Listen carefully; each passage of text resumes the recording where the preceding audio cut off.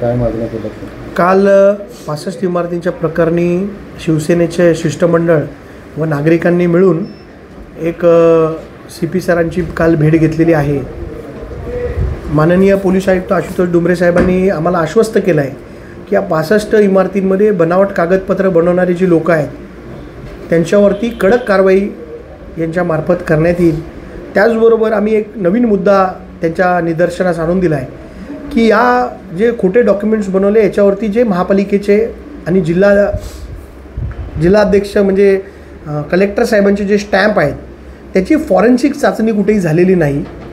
ज्या अधिकाऱ्यांच्या महापालिकेतल्या सह्या आहेत त्यांचे नमुने घेऊन ते फॉरेन्सिक त्याची तपासणी करावी आणि जुळवून बघावे की ते जुळतात की त्यांनीच केलेल्या सह्या आहेत किंवा या फॉर्ज केलेल्या सह्या आहेत, याची फॉरेन्सिक तपासणी कुठेही झालेली नाही।